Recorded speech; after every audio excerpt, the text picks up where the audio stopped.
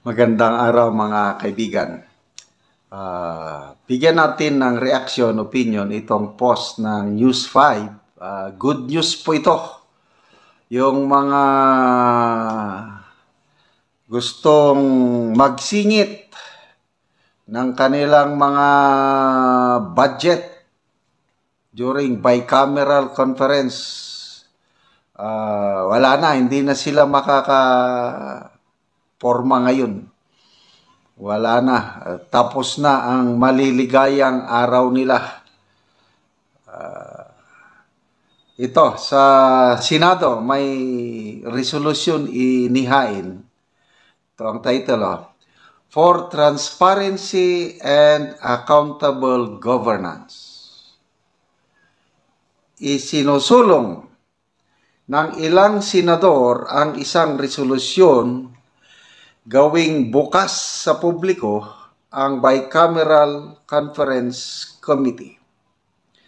Kabilang sa mga lumagda sa panukala, sina Senator Vicente Soto III, Senator Risa Hontiveros, Senator Panfilo Lacson, Senator Ligarda at Senator Juan Miguel Zubiri. Layunin nitong bigyan karapatan ang publiko na masaksihan kung papaano isinasapinal ang batas. Ang pinakaimportanting batas po ay yung GAA. So, ang pinakaimportanting batas pagdating sa bicameral, biglang naging sekreto yung small committee na tinatawag nila. Inamin ni Attorney Francis Abante, spokesperson ng House, na meron talagang small committee. Yun yung gumagawa ng mga di natin alam, secret. Kaya ang 2025 national budget, worst budget in history, mangled beyond recognition. Kaya nagalit ng Pangulo sa kanyang SONA na hindi na ko papayag na inyong i-chap-chap ang National Expenditure Program. Ibebeto ko kung gagawin niyo ulit. Yon. So ito, magandang follow-up ito. Yung mga, alam nyo na, nagmamalinis, kunuhay na sabi ng Speaker of the House sa kanyang speech sa Kamara nung nanalo siyang speaker, ang kaban ng bayan ay hindi dapat ninanakaw. Oh, palakpak ang mga palakpak sila eh. Hindi dapat ninanakaw. Bawat sintimo, bawat proyekto, bawat serbisyo, dapat ilaan natin sa taong bayan. Palakpak na naman. Sabi ni Senator Amy, yung kakapalan ng mukha mo, wala nang gamot yan. Kapal ng mukha mo. Nakakainis pakinggan yung mga ganong speech na para bang iniinsulto niya ang katalinuhan ng karamihang Pilipino na alam na natin kung anong nangyayari sa budget. Di ba? So, basahin natin itong resolution na ito, Introduced by, nabanggit ko na kanina, Joint Resolution upholding fidelity to the 1987 Constitution relative to the duties and responsibilities of the Bicameral Conference Committee with a view to ensuring transparency and accountability in the enactment of laws. So, whereas, hindi ko na lang basahin yung whereas. Dito na tayo, yung last whereas. Maganda ito. Whereas, corruption and harmful political insertions in legislation led to the unfair use of public funds. Corruption deprives the poor and the underprivileged of food security, decent housing, timely healthcare, quality and accessible education, and effective responses to the climate emergency. It also slows down progress toward achieving the Sustainable Development Goals. Now, therefore, it is resolved that transparency and accountability must be the cornerstones of legislation such that all bicameral conference committee deliberation shall be open to the public. Dati, tinatago nila. Sila-sila lang nakakaalam. Yung small committee lang. Yung gumagawa ng blank item sa BICAM. Ngayon, sana matuloy ito, maproban ito, open to the public. Conducted in person or through digital live streaming. Number 2, the bicameral conference committee shall produce a matrix comparing the differences between the House of Representatives and the Senate version of the bill, and how does these differences were resolved. The matrix will be made available in the public. The bicameral conference committee shall immediately produce comprehensive minutes of the meeting, which will also be open to the public. Yan. Palakpakan natin itong 5 minority senators. Sana may iba pang senador sa majority na susuporta nito para matapos na ang panloloko nila sa taong bayan. Sino yung nila? Alam nyo na. Huwag na nating banggitin yung mga pangalan, yung mga pumalakpak. Mga mahiya naman kayo. Ninanakaw nyo ang pundo ng taong bayan, kaban ng bayan. Pumalakpak sila. Tinawag ni Mayor Magalong mga manhid. Tinawag ni Senator Lacson.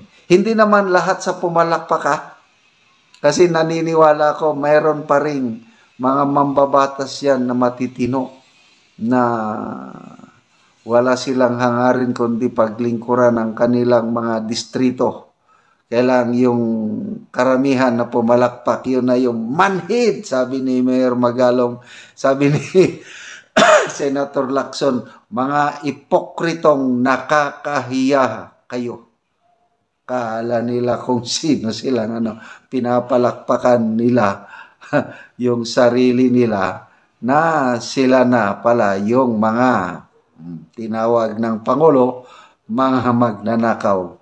Tapos na ang maliligayang araw nila sa ganitong mga resolusyon na sana magbunga ito ng maganda na wala nang singit-singit. Wala na yung mga pork barrel na billions of pesos na nasasayang lang, lalo na yung napupunta sa flood control projects. Okay, sinare ni Cathy Binag ang post ng Inquirer.net. Hamon ito ni Congressman Toby Chanco kay Saldico, and of course, kasama na rin kay Speaker Martin Romualdez. Ito, Nabotas Representative Toby Chanco welcomes proposal to abolish the small committee in budget deliberations, but challenges former appropriation chair and ako Bicol Representative Elizaldico to show all amendments done by the small committee for the 2025 budget. Wow! So, good news ito kung may proposal, kung papayag ang mga mambabatas na i-abolish na yung small committee dahil ito yung tinatawag na Third Congress. Okay? Yan, pag-usapan natin mamaya, bakit Third Congress? Tiangco, who was one of the first lawmakers to call to abolish the small committee, says, kung hindi nila ilalabas yan mga amendments, lokohan lang ito. We cannot move forward and simply forget the wrongdoings of the past. We have to uncover the sins of the 2025 budget. Wow! May pag-asa pa tayo, mga kaibigan, sa katauhan ng mga kongresistang ito. Congressman Toby Chanco, Congressman Isidro Ungab, Congressman Pulong Duterte, Congressman Albi Binetes, sino pa yung mga nagsasalita na laban sa leadership ng Kamara. So, small committee, Third Congress ang tawag niyan. So, ang Kamara, meron silang sariling version ng budget bill. Ang Senado, meron ding sariling version ng budget bill. Ngayon, ire-reconcile yung dalawang version. Ang nagre-reconcile dyan, bicameral conference committee ang tinatawag. Then mamaya, meron pang small committee. Yung small committee, ang paniniwala ng marami, itong si Congressman Tiangco, yan na ang nagsisingit. Yan na yung, di ba may blank items na nakita sa BICAM noong 2025 budget? Baka ito ng small committee, yun ang nag-fill in the blanks. Baka lang walang kung natuloy sana ang oral argument sa Supreme Court, malalaman natin. Sayang, naka-schedule na noon April 1, 2, and 3. Biglang cancel, wala na. Ngayon, wala na. So, anong buwan na yun? Agosto. Third quarter na. Wala na, 80%, more than 80% nang na-release sa 2025 budget. Kaya parang wala na tayong aasahan na makorek yung 2025 budget. Kasi na-release na So, ito na lang ang habol ni Congressman Tiangco, which I agree na let's uncover the sins. Ipakita nila yung lahat ng amendments na ginawa ng small committee bago ito tuluyang i-abolish, kung ma-abolish ba. Kaya lang, tingin ko, baka ma-abolish na ito dahil no choice na sila. Na checkmate na sila. Kung sa chess pa, wala na silang ibang magagawa dahil taong bayan talagang umaaklas na, dismayado. Kaya ang pagkadismaya ng taong bayan pinakita sa resulta ng eleksyon noong May 20. Itong katatapos lang na eleksyon.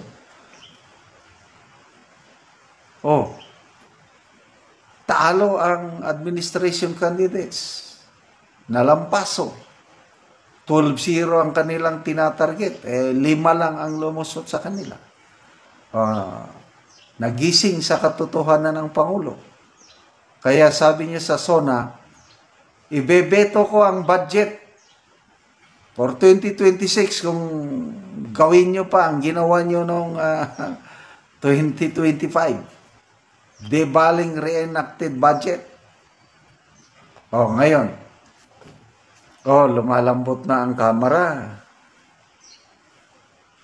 Kuwan na daw. Nung sabi ni Speaker Martin Romualdez, biglang bumait. Makialam kayo, makinig, manood dahil pera nyo ito. Parang totoo. Ano pa? Mayroon silang resolution ba yun na makialam. Yung mga NGOs daw mag-participate.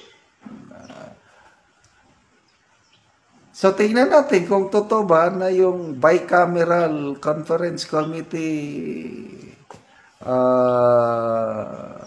deliberation public. Tapos maganda nga, ulitin ko, kung i-abolish na itong small committee dahil dito nagsisimula ang problema. Kaya the worst budget in our nation's history. Sabi, ano? So, pinirmahan naman ng Pangulo. Kunuhay, pinag-aralan, binito, kakaunti naman yung binito. Wala rin yung parang lumalabas na nagpuyat sila. Wala rin nangyari. Ang dami pa rin lumusot ng mga insertions. So ngayon, nagkakaproblema sa flood control. Na to a point, grabe ang presidente, wala na tayong magagawa. Baguhin nyo na lang pag-iisip nyo, ito na ang new normal. Wala na, defeatist na ang presidenteng ito. Tapos, mamaya sasabihin lang niya pala ng mga magnanakaw kayo. Mahiya naman kayo. Nag-inspect ako sa inyong mga flood control projects, mga palpak at mga guni-guni. Iyon ang magandang pakinggan.